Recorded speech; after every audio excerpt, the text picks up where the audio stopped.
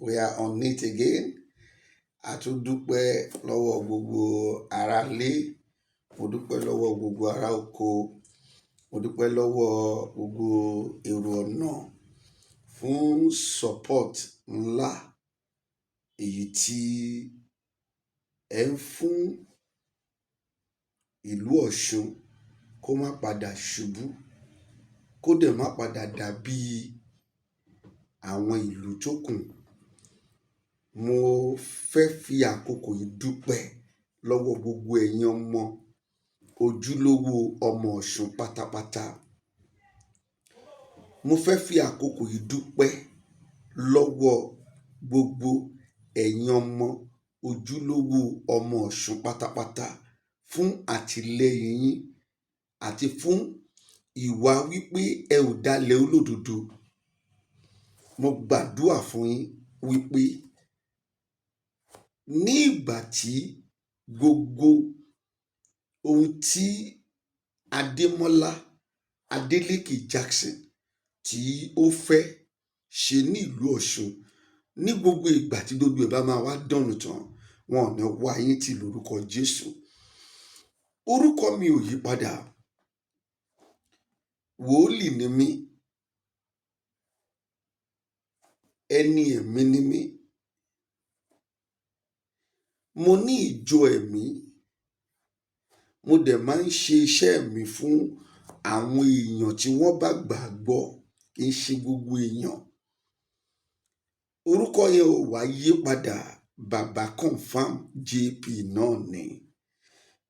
Gẹ́gẹ́ bí mo ti máa ń sọ, òdú ni mí o, mi kì í ṣe àìmọ̀ fún olóko. Ohun tí ènìyàn bá jẹ́, òun ni kó fẹnu ẹ̀ sọ. Ohun tí mo jẹ́ ni mò ń sọ. Ò wá sí bá a ṣe fẹ́ wà láyé tá ò ní nọ́ta. Ẹni tí ó bá wá lóhun ò mọ̀ wá á jẹ́ kan nínú àwọn ọ̀tá wa, nítorí pé mo jẹ́ ọ̀kan nínú àwọn wòlíì tí ọ̀rọ̀ òdodo àti òtítọ́ ó máa ń ti ẹnu wọn jáde. Ẹ̀yin ọmọ Ọ̀ṣun, Olúwa rán mi sí yín lónìí náà. Gbogbo ibikíbi tẹ́ ẹ bá dẹ̀ ti rí fídíò yìí, mo fẹ́ jẹ́ kẹ́ ẹ share wọ̀bi tí ó jẹ́ kó dé. Olúwa wí pé ìlú Ọ̀ṣun, ìlú tí òun máa fi wọ̀n nínú àwọn ìlú tí ayé dẹ̀ máa mọ̀ ní pé nítòótọ́ òun fi Ọ̀ṣun wọ̀n ní gbogbo àgbáyé. Number one. Number two, Olúwa sọ wípé tí ó bá ti ń kún gẹ̀rẹ̀ kí ìdìbò kó tó bí oṣù kan,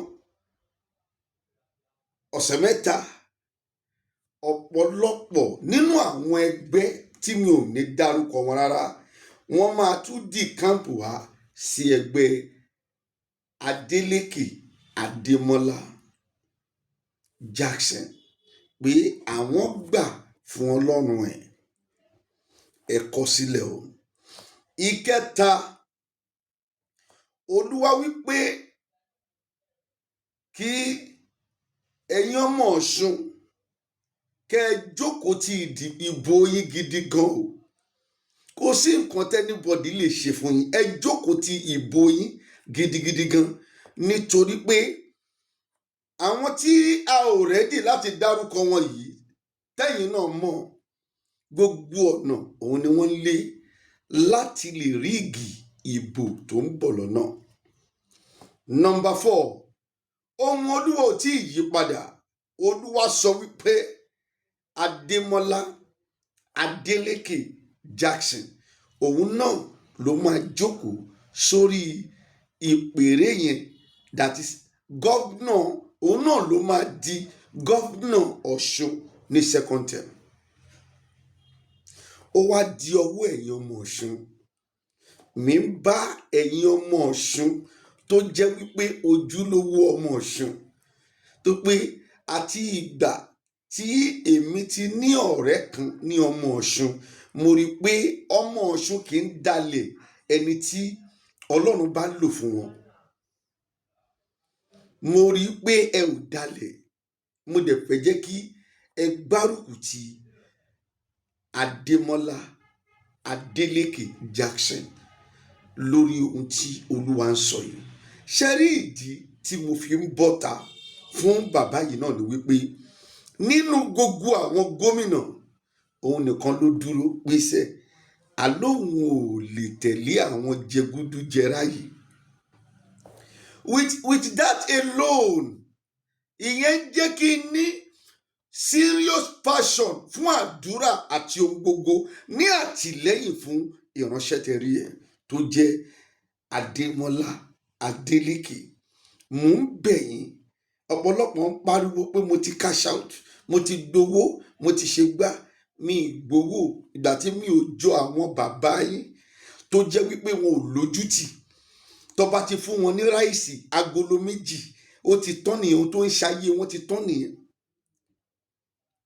Mi ìjọ àwọn ìyá yín tí wọn ò lójútì tó ẹ wò wọn, ẹ wò àwọn ìyá wọn, kẹ wá rí, kẹ lè rí àwọn ìyá wọn báyìí.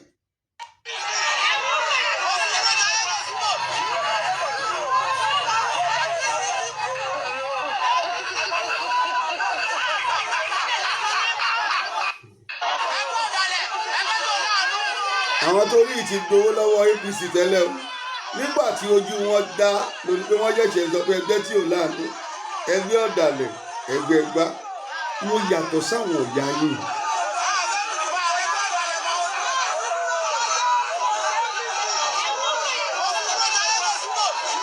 Sórí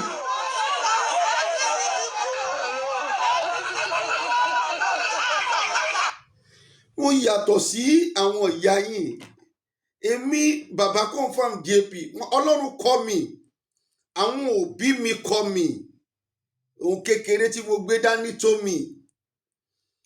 Mi ò sí lẹ́yìn onírọ́, ẹ̀yin olóòótọ́ òun ni mo wà. Not because bóyá mò ń wá òkìkí, not because bóyá mo fẹ́ jẹ́ káyé mọ̀ mí, ṣùgbọ́n láti ìbẹ̀rẹ̀ pẹ̀pẹ̀ ayé mi òtítọ́ ni mo, ìdí òtítọ́ ni mo wà. Mi ì báyàn jókòó sí di ìradàradà. Mi ì báyàn jókòó sí di òṣì. Mi ì báyàn jókòó sí di àwọn ìyá yín.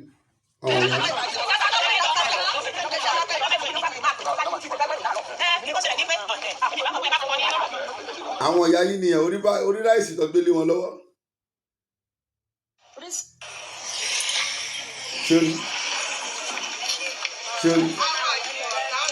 Ṣé àwọn ìyá yín wo ráìsì tí wọ́n gbélé wọn lọ́wọ́ tí wọ́n fi gba ọjọ́ ọ̀la lọ́wọ́ wọn. Ìjọba kọ́ńfàmù kọjá gbogbo yìí. Ṣé orí ráìsì tó gbélé àwọn ìyá yín lọ́wọ́. Fídíò yìí máa ní part 2, but mo bẹ̀ yín gbogbo yín ọmọ Ọ̀ṣun, ẹ share fídíò yìí, ẹ jẹ́ kó nílẹ̀. Gbogbo ẹ̀yin ìyá, gbogbo ẹ̀yin bàbá, ẹ jáde ní ọjọ́ ìdìbò yẹn, August 15, ẹ jáde, ẹ jókòó ti ìbò yín, ẹ jẹ́ kí wọ́n ka ìbò yín lójú yín, ẹ ṣe fídíò, ẹ ṣe dodo ẹ̀. Nítorí wípé mi ò fẹ́ jẹ́ kẹ́ lùsì ìlú Ọ̀ṣun. Ọlọ́run gan ò fẹ́ jẹ́ kẹ́ lùsì ẹ̀. Adémọ́lá Adélékè gan tọ́lọ́run gbé kalẹ̀ kò fẹ́ jẹ́ kẹ́ lùsì Ọ̀ṣun. Ó sì lóhun rere tó fẹ́ ṣe nílùú Ọ̀ṣun. No matter bẹ́ẹ̀ ṣe bú mi tó sẹ́, mo sì máa jáde lórí ọ̀rọ̀ Adémọ́lá Adélékè. Bá mi share fídíò yìí. God bless you.